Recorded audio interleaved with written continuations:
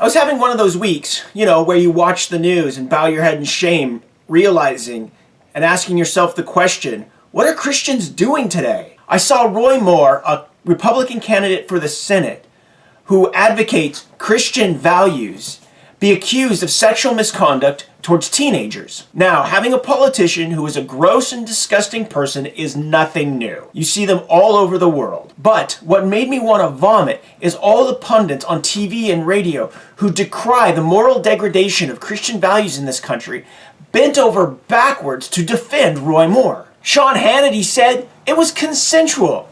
Come on, like a 14-year-old knows what consensual is? Others question the credibility of the women, as well as saying it was just the people in power, the mainstream media, trying to drag down a good man. Franklin Graham tweeted out his support for him, disgracing his name. And Jerry Falwell Jr. himself said that he believed Moore above the 5 women. All these people in some way claim to be upholders of Christian values, yet they muddied the water when sin clearly presented itself. And this is what got me depressed.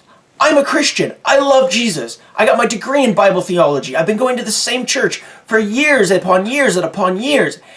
And every time something like this happens, in where Christians don't clearly call out sin and allow something, a pedophile or somebody who's just a terrible human being, to not be called out on their sin, it maligns me and it makes me guilty by association. But God came to me and He told me the truth.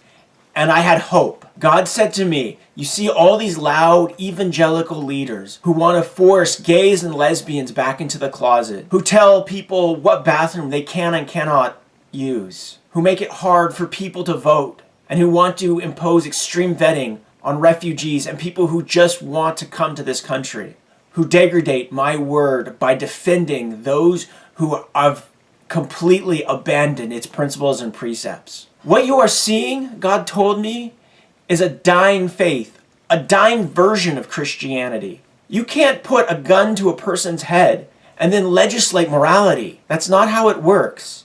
It never has worked.